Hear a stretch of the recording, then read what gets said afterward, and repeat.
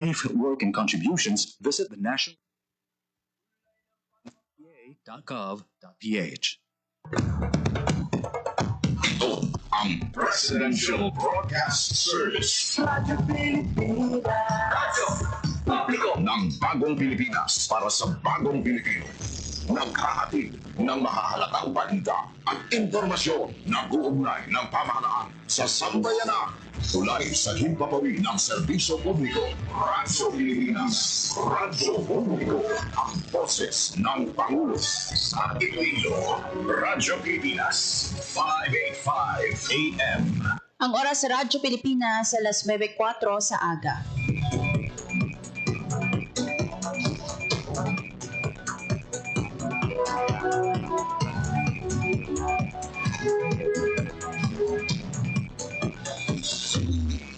Western Visayas, Panay Island na tinamaan itong island-wide blackout.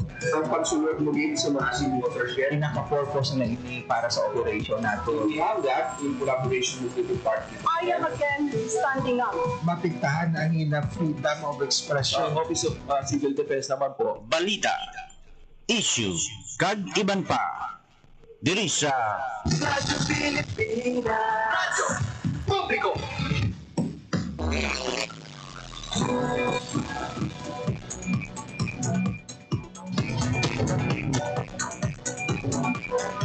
Mayong aga Pilipinas, mayong aga Western Visayas, mayong aga syudad kag probinsya sang Iloilo.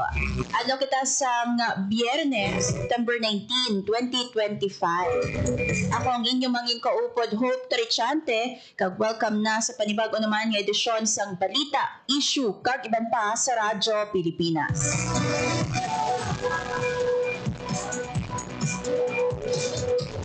Subong nga adlaw mga kaabiyanan pila ka mga topiko no nga aton nga pagpatpaton diri sa programa balita issue kag iban pa. Lakip na dira no ang sentimiento sa mga punong barangay sa sining pagbalik no sang certificate or acceptance certificate ang mando ni President Ferdinand Marcos Jr. Ini kung makumpleto no ang mga proyekto sa ginapatigayon no sang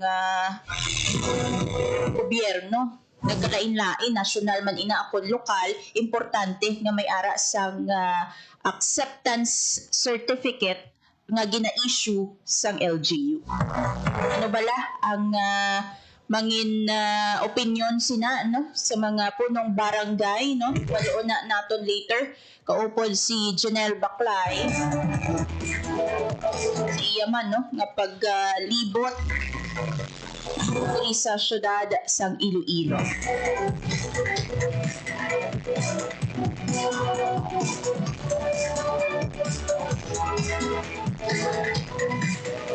And of course mga kaabyanan kahapon no sa probinsya sang Antique may ginhiwat nga meeting o kon sinapol ang Provincial Disaster Risk Reduction and Management Council konseho na giniya mga kaabyanan hindi siya PDRRMO lang no but Provincial Disaster Risk Reduction and Management Council later patpaton nato no kay may ara sila sang resolusyon nga ginpagwa ang PDRRMC headed of course no sang gobernador sang probinsya sang Antique bilang chairperson sang konseho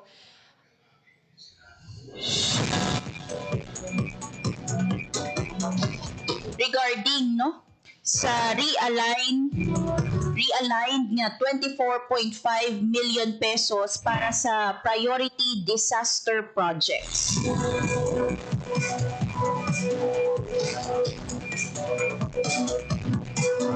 May ara sa realignment sa Special Trust Fund for year 2024 balor 24.5 million pesos para sa pagpatuman sa mga priority disaster risk reduction and management o kun DRRM projects for year 2025 sa probinsya sang Antique.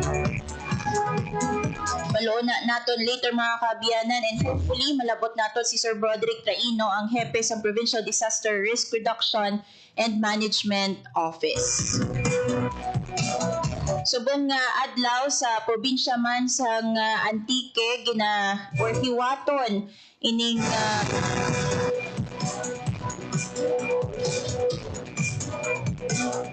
Provincial Job Fair no sa province of Antique September 19, 2025 kag hiwaton ina mga kaabyanan starting subong no 9 a.m. to 4 p.m. sa Robinsons Antique. Later ipatpaton man naton kung ano nga mga companies, no, participating companies ang nagbuylog para sa Provincial Job Fair sa province of Antique. So may overseas, may araman sang lokal, no, nga mga kumpanya ang nagpasako. Ako ini nga bulig para sa mga nagapangita sa trabaho, especially mga fresh grads nato na nga wala pa naka trabaho or wala pa na employ or wala naka-join sa mga previous nga mga job fairs no sang dole o kon sa mga pesos ay latag-sa-tagsa ka mga kabanwahanan. So opportunity na ini no September 19 subong adlaw sang Biyernes sa Robinsons Place Antique 9 a.m. to 4 p.m.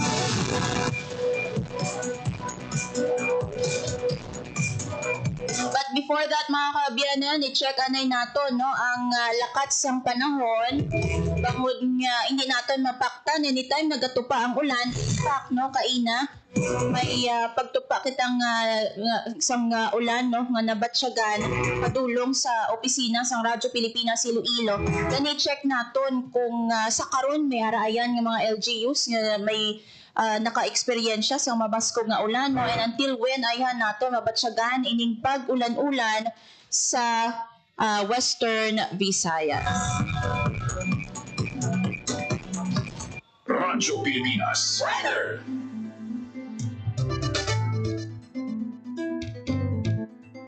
Radyo Pilipinas Weather.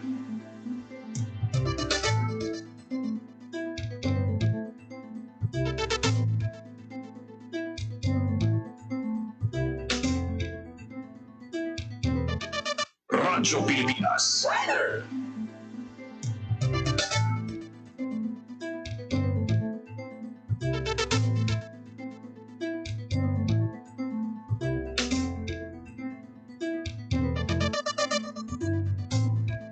Radyo Pilipinas Weather. Sa sining natin yung mga kaabyanan ato na nga ibaloon ang pinakaulihi nga lakat sang panahon pinaagi sa ato nga Pag-asa Iloilo. Sa ato nga piyak nga linya si Sir Charlie Depra. Sir, maayong aga. Ito may mga sa New Pilipinas. May pinapaliwan ito lang tayo ng balita na sa bigyan kayo ng dito. Pagkakon sa mga na sinanto na naman dapat sa kanya ng data. Kaya sa mila 5 kilometro na sigahan sa Central Luzon. May kamusulin niya ang ating mga 5 kilometro per oras malapit sa sentro. May pagmando sa mga kalapot sa 90 kilometro per oras. Magahulan po na atong daramihan ng matunan sa 15 kilometro per oras. Siyempre, southwest ng sana malapit sa western section sa Alantonsen. Baka sa nga sistema, ang Western Visayas, may pagkakaara sa dansang Iloilo. Magkatiba ba karamihan daw ang magtundis na magalaman ito magalaman niya kalalitan. Sa mga kabulan man, mga isolated, yung mga kabulan sa pilot na doon na sa southwest monsoon. May inatag sa makasarahan ng hangin, nagali na dagat na nakatunggan, magdala sa mga makanay dito sa makasarahan ng pagdalag sa kadagatan. At sa ating temperatura, nasa 25 hanggang 30 centigrado. At sa nagdadot na alas 5 doon na Pilipinas ang aga, pagkatulog alas 5:43 karon sa hapon. Tagam niya ako nila kapaparauli ka rin sa Iloilo Pag-asa, sa Ligatra. Sir Charlie, ang malaing tiyempo no, nabatsyagan naton diri sa Western Visayas, habagat lang bala ini indirectly nga epekto no sang weather disturbance sa aton nga park. Yes, para pagkasihan ang pagkakastra sa pining patio. Kung sa Pilaston sa sunod sa Ampuan, dire-direkta makakita rin sa aton sa may Western Visayas. Tapos sa Dimapon, experience sa kita sa mga pagkunan, kala sining Southwest Mosul o kung nangabagat niya Dayhan sa sining bagyo ang pinanda. Sir, pang-ilanan ni naton nga bagyo no sa Philippine Area of Responsibility? Yes, ay sinando, 14, ay nga bagyo sa nagsunod mo ay Philippine Area of Responsibility ika-4 sa bulan sa Setyembre. Usually, sir, pilaayan ka mga bagyo no ang nagasulod sa Philippine Area of Responsibility sa isa ka tuig. Yes, ang iwan average sa ito na, nasa 20 kung nasa-cycle na positive makasunod sa far. Siguro, last na lang, sir, no? Kamusta nga ito yung mga baybayon? May gale warning bala, no? Magin papanaog ang pag-asa. As of now, dari sa may Western Visayas, nakigas ang gale warning sa panahon natin niya mga pakayang kagagat sa mga sa Kalauran. At ang sabihin ako, today, ang tigas sa kiyapon, lalo na pag may arang ng mga ocean thunderstorms, maminagara sa mga mga kapatid sa kalagatan natin. Yes. Madamo gid nga salamat, Sir Charlie Depra. Basta may nagsasabi. Joe Pilipinas.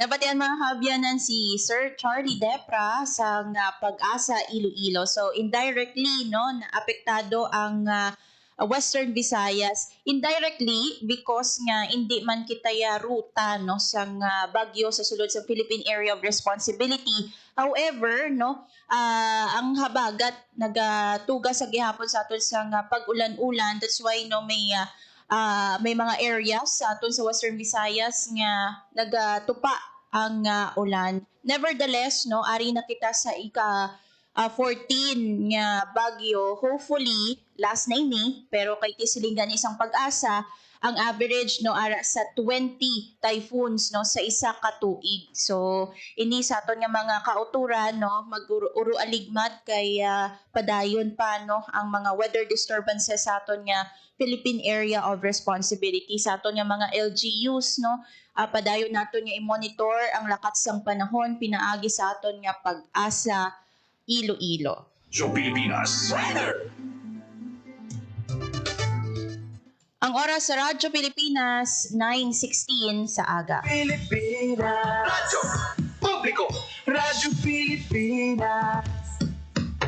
Sa aton nga pagbalik mga kabyanan, aton na nga istoryahan ining mga reaksyon sa mga punong barangay sa pagbalik no sang Certificate of Acceptance. Suno kay President Ferdinand Marcos Jr. ini ang iyang nangin direktiba no nga dapat may ara sang Certificate of Acceptance sa local government unit sa pagkumpleto no sang mga proyekto national man inao kun lokal. So ano bala ang reaksyon sang mga punong barangay? So ibaloon na naton sa pagbalik sang balita issue kagiban pa sa Radyo Pilipinas.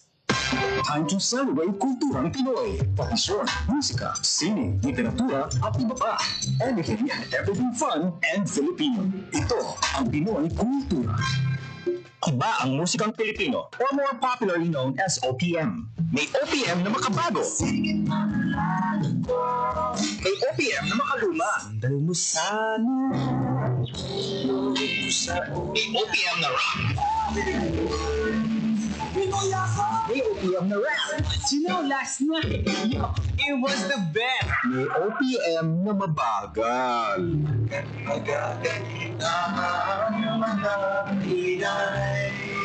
OPM na mabilis. May OPM na Tagalog.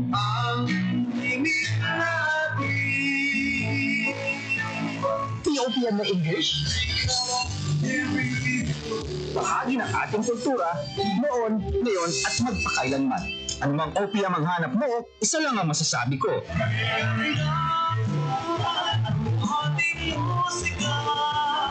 Yan ang Pinoy Kultura because our culture is cool. M, 1, 2, M.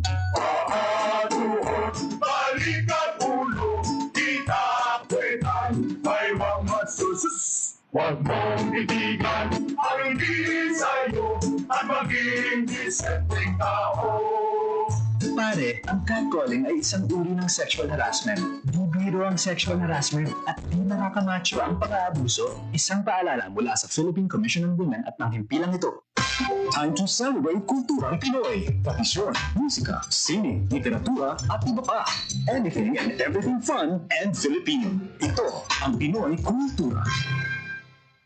Sigaw ng mga debotong Katoliko sa tuwing pista ng Sinulog, Pit Señor or Viva Pit Señor, which means Conon Señor Santo Niño, the Holy Infant Jesus, or Hail Lord, listen to our prayers. In 1521, Portuguese explorer Ferdinand Magellan arrived in Cebu to spread Christianity. He handed the image of the Christ child or Santo Niño to Raja Humabon, who got baptized as King Carlos and his wife Queen Juana. Nagsimula ang pista ng Sinulog taong 1980 sa Cebu upang panatalaan ang mahal ni Santo Niño. Ang Sinulog ay nanggagaling sa salitang Cebuano, sulog, na ibig sabihin agos ng ilog sa Cebu. Kung kaya't ang Sinulog dance ay atras abante.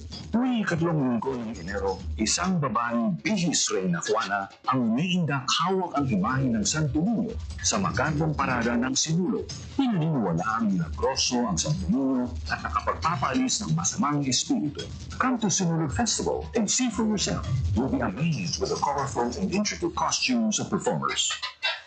Yan ang Pinoy Kultura because our culture is cool.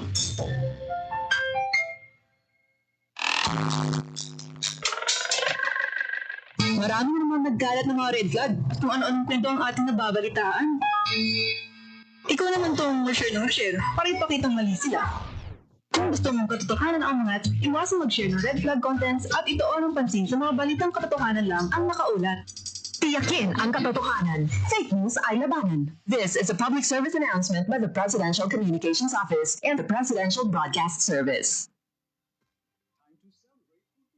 Ang oras sa Radyo Pilipinas, 9:20 sa aga. Radyo Pilipinas. Radyo Publiko. Radyo Pilipinas. Sa gyapon mga kaabyanan, ini si Hope Torrechante kagining balita issue kagiban pa sa Radyo Pilipinas.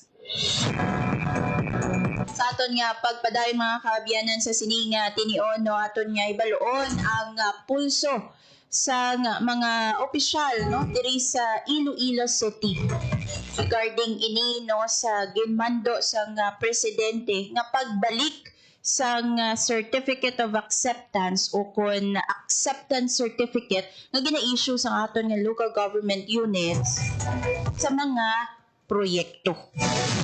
So, upon completion sang projects mga kaabyanan, dapat may ara sang certificate of acceptance. So para maghatag sa aton sang detalye regarding sa reaksyon sang punong barangay no partikular sa distrito sang Lapos, nakaupod naton si Janelle Baclay. Jen, mayong aga. Good morning, Hope.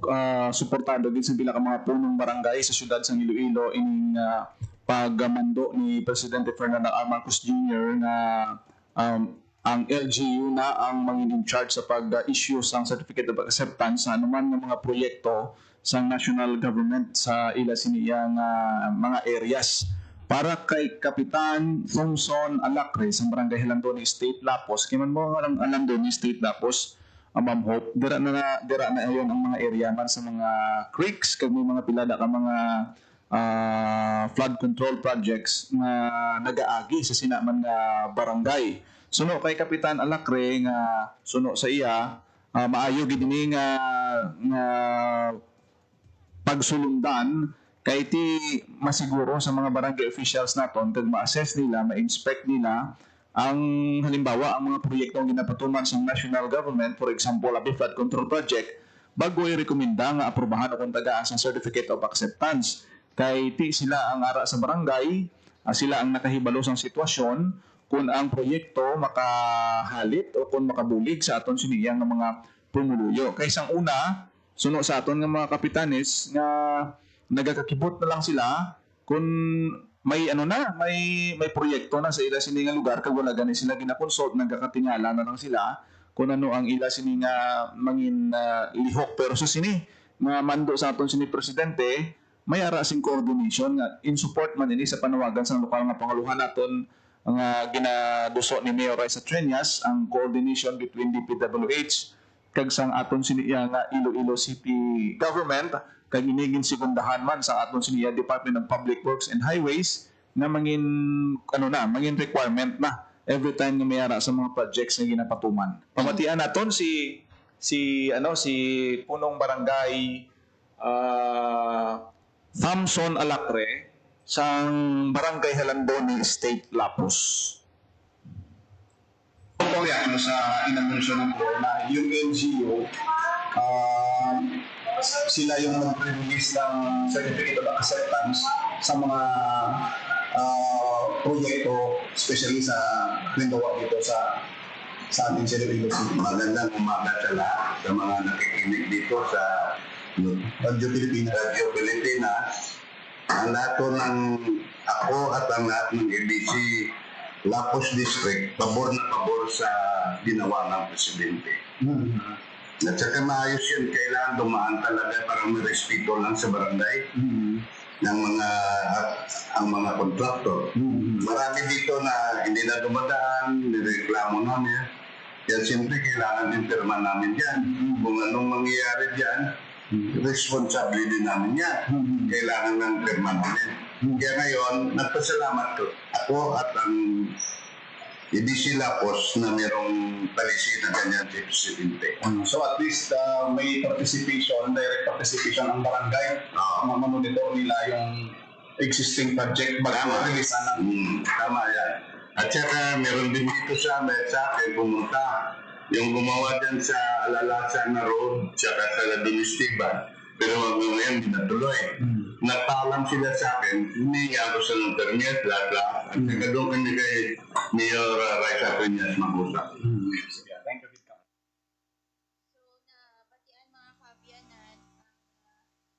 you. Nabatian dyan, no? Ang punong barangay sang Halandoni sa distrito sang Lapus. By the way, Ma'am Hope, no, silo kay Kap Alacre, nahalin sang ginanunsyo ni President BBM na may ara sing close coordination sa bahin sang liga ng mga barangay, nag-amat-amat na consult sila mga kontraktor, no? Unlike before, sino kay Kap na sa una gakatingala lang sila, no? Kiti ang kontraktor makadtuda makutkot nilang sinabi, no? Pero sa subong, tungod nga may warning ang presidente, ang LGU nga dapat ang DPWH mag-consult gid sa aton ng mga local officials, especially sa punong barangay, nag-aamat-amat na kadto, kaya hindi na mabudlayan sila. Kung baga sa una, ang mga kontraktor, diretso na lang, subong gaagigin sila may sa mga barangay officials, which is, ang ang gusto matabo, sa atong sini nga LGU kag nagalaom sila nga mapadayon ini nga practice. Sa dugang nga pagpahayag ni punong barangay Thompson Alacre sa Halandoni State Lapos. Sa subong gid man wala kasi nakapalapit sa akon.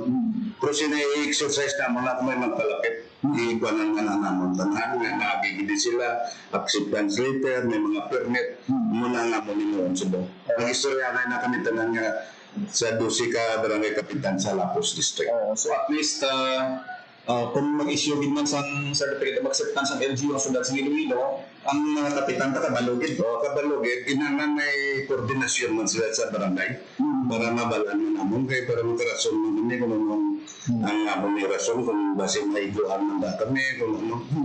Pabor kami tanan nga taga Lapus District na barangay kapitan. Ay, lain gid ko ng barangay officials, kaya kiti kabalo sila yung lokasyon. Pero sa mga kalatabo, babya subong bala nyo naman dahil sa Dunsti Banda, sa Borboranda, ang nakabalo gid si tanan mo na si Kap Sinayo, sa Dunsti Banda. Kami wala kami na yagawa kabalo, kita ni siya ang spokesman naman. So, after sinikap na nag-announce ang presidente kay nagkanto sa Iloilo sa inyo bahin sa ABC, may mga ano na kamo, may mga istoryahanay na kamo dahil kumbaga do synchronize ng mga response na kaya dala nung may harakam ni meeting kada first week sa every month, every Thursday na kaya mo na ginaistorya naman parte sa subo sa presidente. Sige, thank you, Kap. At sabi siya no, Nabatihan si Cap Thompson Alacre, no? Ang punong barangay sa Landoni State, Lapos. Kaingod-ingod na mamhop ang barangay sa Lapos, Don Esteban, Landoni State. Amo to gapon ni Kaduan ta. Ay dira na hamtang ang Budburan Creek. Nga sang una, may may budget na nga i-develop. Kaya ang Budburan Creek, nag-serve na siya as guluwaan sa tubig dahil sa Maynapas kung magbaha. Diri ni nagatupa sa Iloilo River. O galing ang problema, kaya nagdamo ang mga informal settlers sa nagligad nga Quadcom hearing. Ti kumbaga daw ang mga alagyan sa tubig sa una, hindi na matrace up na may creek na. Kaya ang balay, lapad na na-occupy na sang mga pamalay ang area sang Budburan Creek na ginaagyan sang sining tubig nga hindi tayo magbahaan dito sang Lapas. So ang muna ka crucial, ang area sang Landoni State Lapos, kay dira na nagagwa ang punta sang sining Budburan Creek. Karon ang problema dira kay dugay na nga ginapa-clear balano na sa mga residente nga ang ila gina-occupy nga lugar, simpre creek ina is na sila no, i-relocate sila parts ng rehabilitation sang sina nga creek. Ugaling sa Subong, gina-trace up ay na, ginapangitaan na sang mapa para nga manginbasihan gid kundi hasta kay tinatabungan na mamubo kung sa una creek Subong daw kanan na lang ang itsura sang sinang creek ang gina-develop dira sa may Landoni Estate. So wala problema, may budget na ang kuan na lang dira ang problema amo ang pag-follow up. Ang project mismo. Oo, ang project kung paano i-implement nga siling naton nga favorable sa tanan, hindi nga bisan diin lang da no atong puso kung ikaw dira kundi una-una transfer mo na yung mga pumuluyo sa relocation site bago bakbakon ng ila sining mga lugar. Sa pihak nga bahin may reaction man ang aton sining committee chairman sang infrastructure kag engineering sang Iloilo City Council.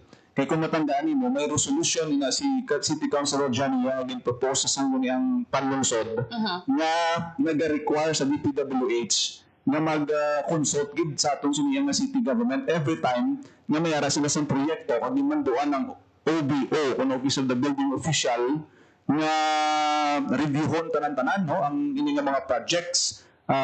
Kung matandaan natin, may infrastructure committee na naging tukod ng atong sining alkalde 2 days ago pagi sa Executive Order 084. Pamatian ta ang reaksyon ni Councilor Yang, Chairman ng Committee on Infrastructure and Engineering, sa reaksyon niya man no, sa sining Certificate of Acceptance sang LGU nga very vital na kinahanglanon nga requirement para nga ma-declare ng isa ka proyekto kompleto. Si City Councilor Johnny Yang. Para sa DYLM lang.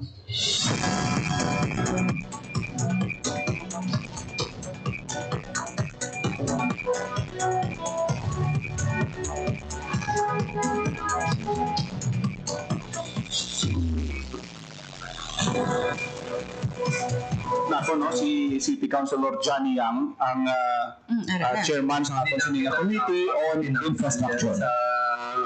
During that time sa I think ni Digong because of my COVID yan.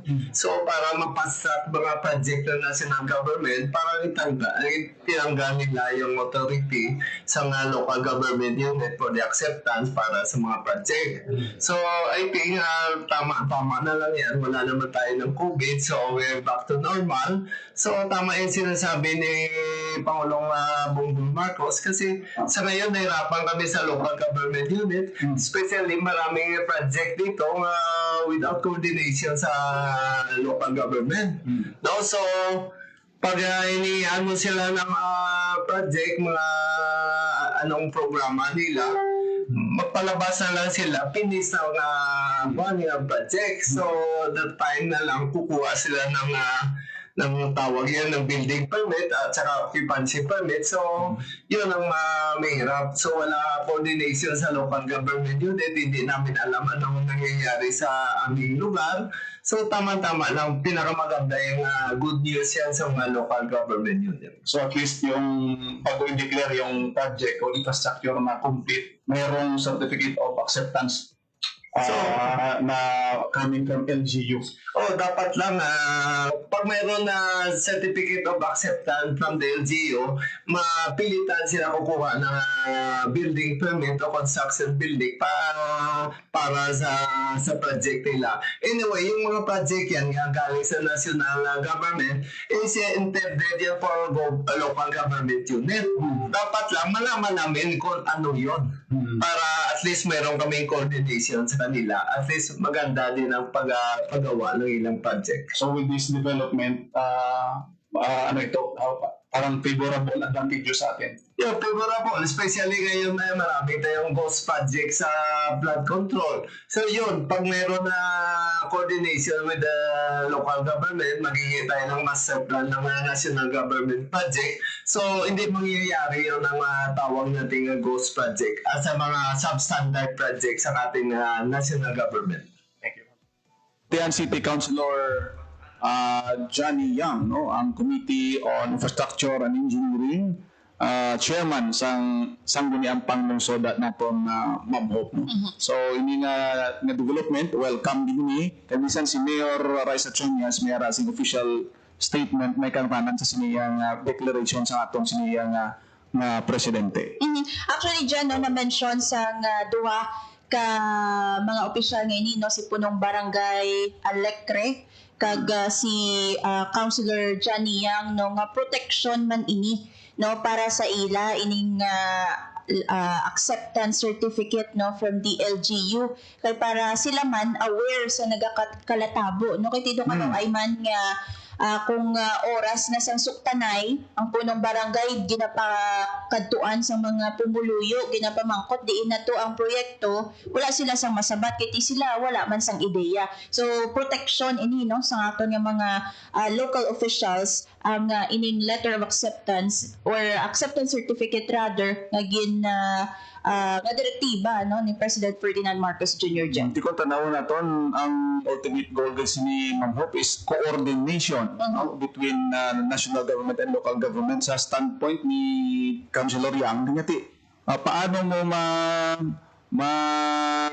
madeklara din yung kompleto ang proyekto kung mismo ang local government nga recipients ng national project hindi mo ma-inform, wala sila hibalo. Always ang communication kung tanawon ta is two-way communication. May naghahatag kag may nag-receive. Kasubong sila nga sitwasyon. So paagi sini ma-strengthen kay ti gindula naman ini kaysa una himuan lang isang DPWH. Ang DPWH ang nagadeklara nga ti kompleto na ini.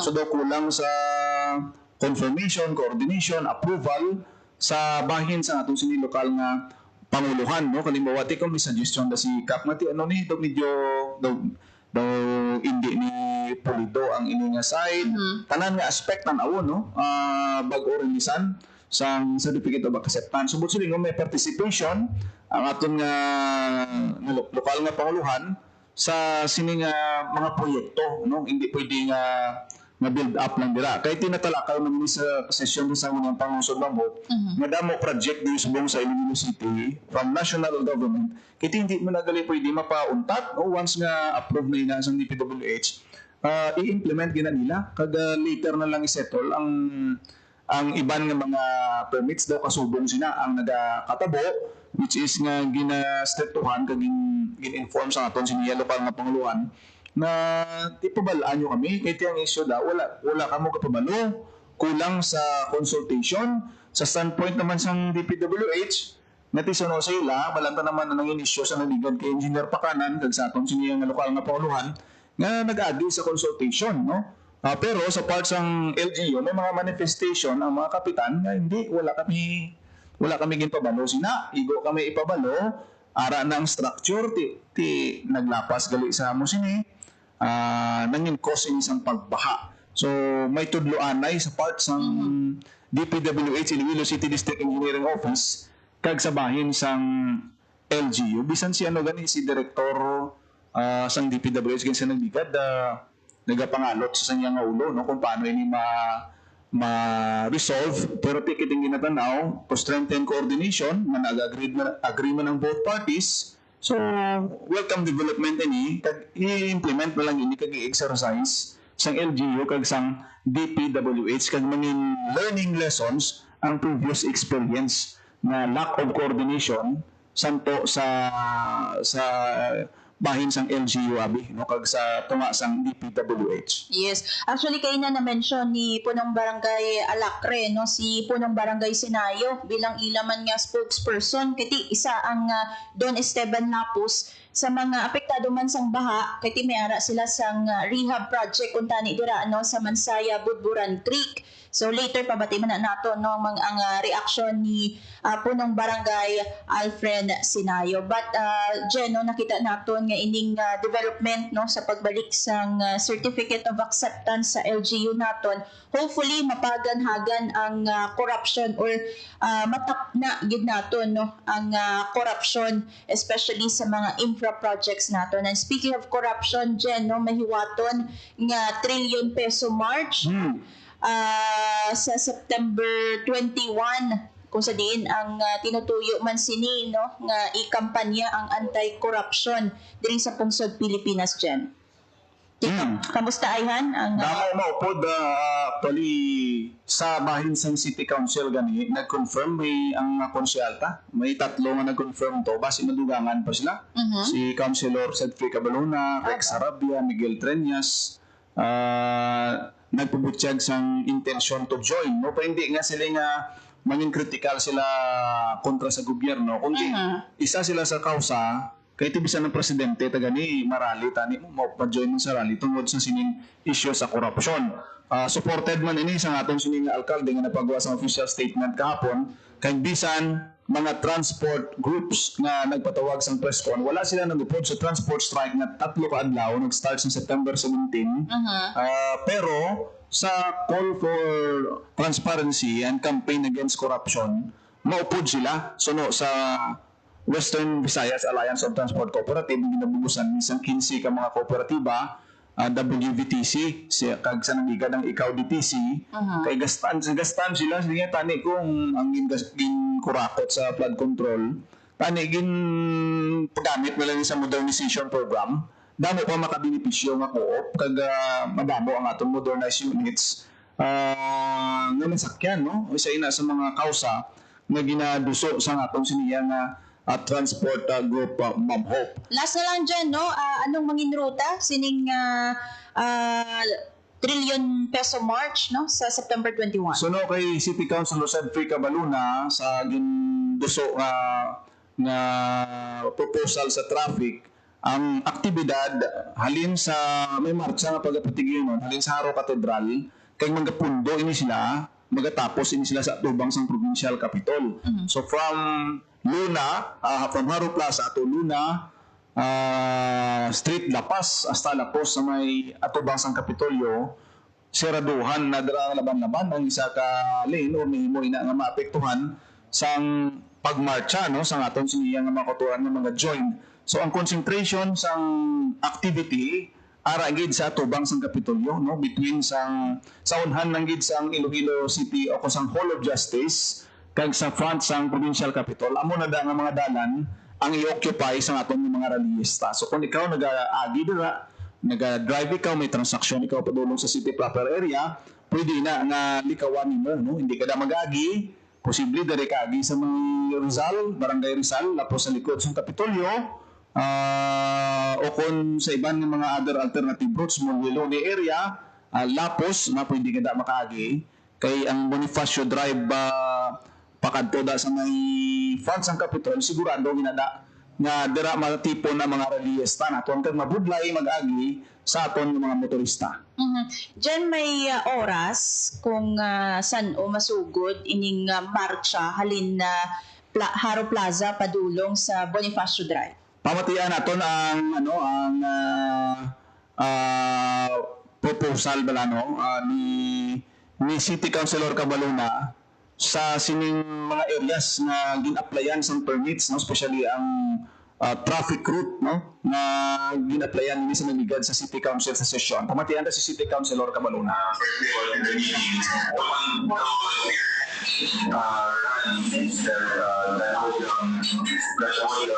Emanating from the Haro Cathedral, the provincial capital, Authority, September 21, 2025. Celebration of martial law, Madam Chair. The group, Madam Chair, has instituted the main contact with the corruption, and they're requesting that they allow the use of certain rules, especially in part of the capital, for their activities, Madam Chair.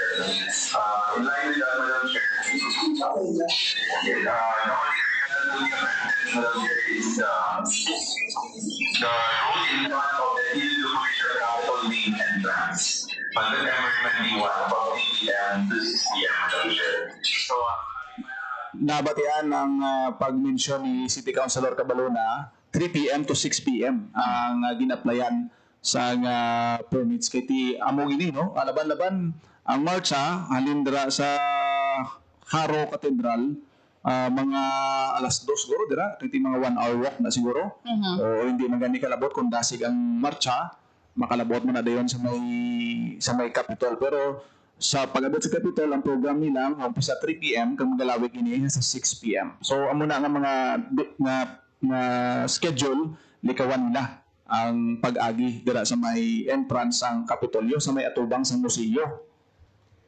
Kagin klaro naman no sa Iloilo City Police Office nga ang ilang polisiya sa no permit no rally ang hindi naman nila yan no pag istriktuhan sa tion sang ining trilyon peso march sa September 21. Madam Ogit nga salamat, Janelle Baclay. Muli madala na nga report para sa Bagong Pilipinas, Janelle Baclay, Radyo Pilipinas, Radyo Publiko.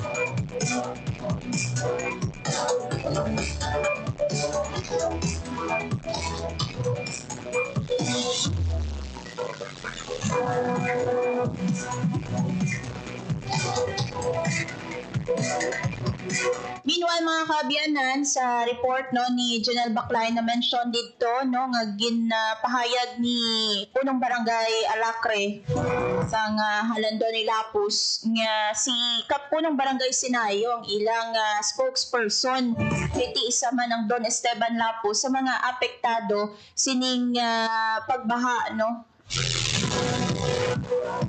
So, yari mga kaabyanan pamatian ta ang reaksyon ni punong barangay Alfred Sinayo tuhoy niya sa pagbalik no sa certificate of acceptance sa LGU.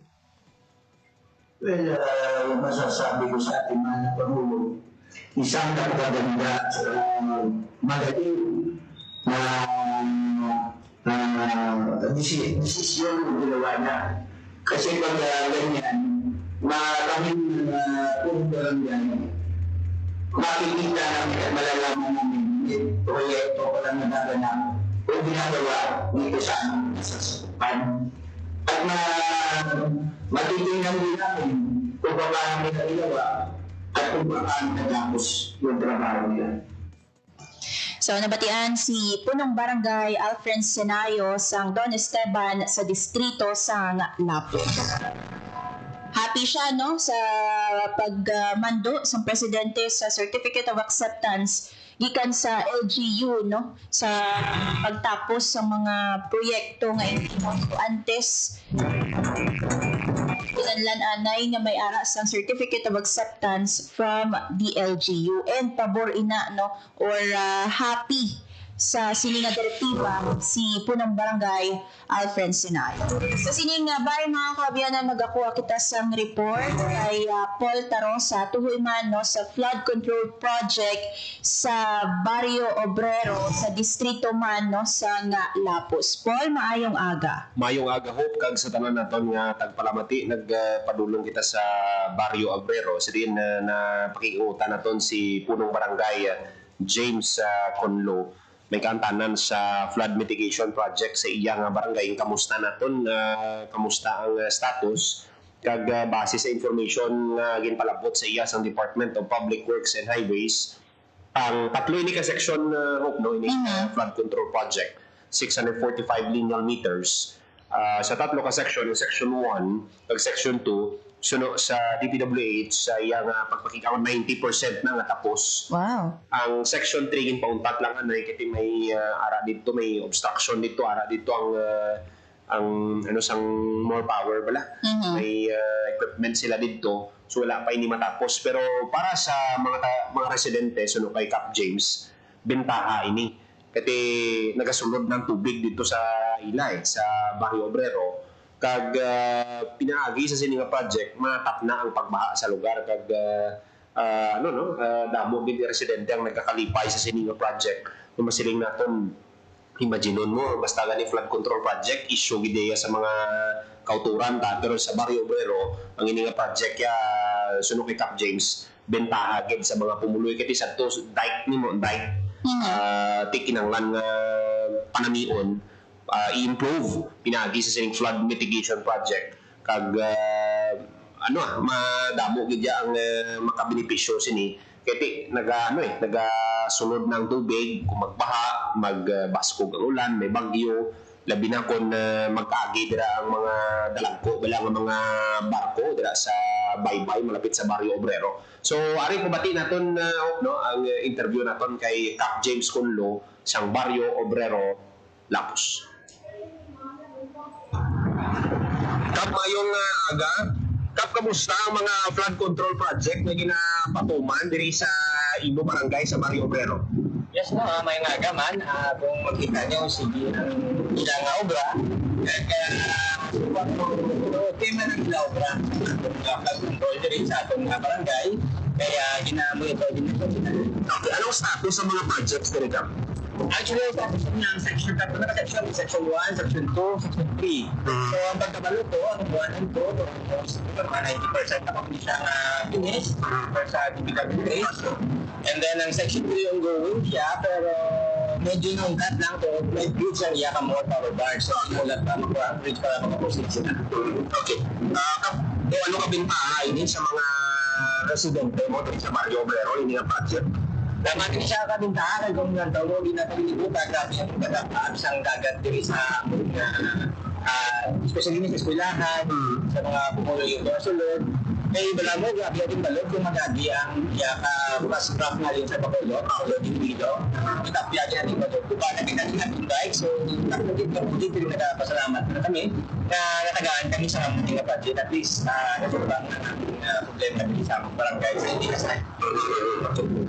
Ano pa ginang gina-expect na doon ng mga upcoming projects pa diri sa barangay Kap nagtuon sa mga flood control or amo lang sa karon?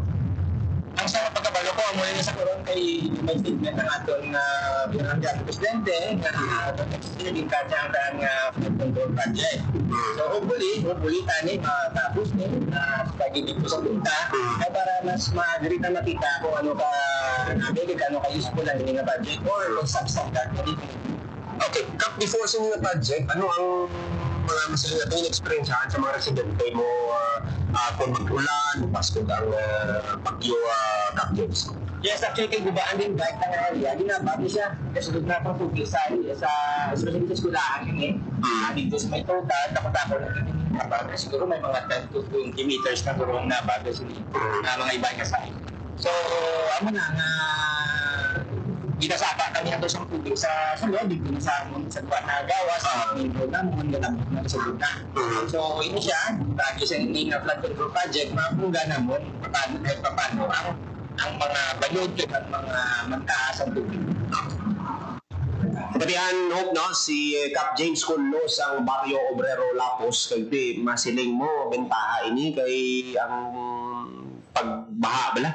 sa ila lugar mahaganagan pinaagi sa sininga proyekto. Pero kon substandard ano na yung masabat ya ang kontraktor na yung masabat. Hope. Yes. Kung may ara sang problema yan no sa may Mansaya Budburan Creek Rehab Project, diriyan naman niya sa Barrio Obrero ang Section 1 and Section 2 almost 90% na no nga done. Suno kay punang barangay Kudlo no. So ini naman niya positibo naman niya nga aspeto sa aton nga infra project. Okay. So we hope no ang aton mga kauturan dira sa Barrio Obrero ulat-ulat na lang kamo kasi 90% siguro mga within the year matapos na ang proyekto pero ang nabalaan kasi ni ang contractor sin Diskaya So isa man nina sa dapat nga ipatagtantan sa Department of Public Works and Highways kung anong status ang sining kontraktor, i-take over bala o kung mapadayon sila sa paghimo sa mga kinahanglan dira sa flood mitigation project. Yes, madamo gid nga salamat Porta Rosa. Balita sa Barrio Obrero Lapus para sa Bagong Pilipinas, Porta Rosa, Radio Pilipinas, Radyo Publiko. Dapat yan mga kabyanan si Porta Rosa nagatag sa aton sang update no sa flood control project namtang sa Barrio Obrero Lapus. Sa diin no na interview niya si Punang Barangay James Kulo. So hopefully makabenepisyo gid no ang mga pumuluyo sa sining flood control project. Hindi lang sa may Barrio Obrero but tanan yung mga proyekto no, national, local projects, infra projects most especially. Like after all no, ang ining mga proyekto gintukod for the benefit of the Filipino people. Ang gamit nga pondo iya manggyapon no sa Filipino taxpayers. So that's why nga dapat ginahalungan naton ang kwarta no sang bayan. Mga kabyanan na mention naton kaina nga may ongoing no nga Provincial Job Fair 2025 sa province of Antique. Very quickly lang no aton nga paagyan ining Provincial Job Fair. Again ginahiwat ini sa Robinson's Antique sa Barangay San Angel sa San Jose de Buenavista. May ara sa nga apat ka participating overseas companies no, na nagatanyag sa overseas work. Kag may ara naman niya sa 22 local companies nga naga-participate sa sining Provincial Job Fair. So ang mga partner agencies no ara man ang Pag-ibig Fund, Social Security System kag ang PhilHealth para magbulig sa mga job seekers naton, especially ang mga fresh grads no mabuligan sa pag-process ang ilang mga IDs. Kasi ara naman lang gid kamo no nagapangita kamo sang trabaho, pangayoan kamo sang ID, may ara sang Pag-ibig Fund, Social Security System kag PhilHealth nga maggiya sa inyo dito sa may Provincial Job Fair. So katuwang sa provincial government ang TESDA, also ang Department of Labor and Employment, and of course no ang PESO Province of Antique. So ang oras sa Radyo Pilipinas 9:56 sa aga. Pilipinas Radyo Publiko, Radyo Pilipinas. Madamo gid niya salamat mga kabyanan sa inyong pagtutok sa Facebook Live kag sa radyo sa 585 AM sa Radyo Pilipinas Iloilo. And of course, gusto man naton nga pasalamatan ang aton nga mga katuwang technical diri sa studio, Mr. Alan Defante sa transmitter, Sir Jeffrey Betita. Mga kabyanan ang ikaupo ninyo Hope Tarichante kag ining balita, issue kag iban pa sa Radyo Pilipinas. Balita, issue kag iban pa diri sa Radyo Pilipinas Radyo Publiko, Radyo Pilipinas.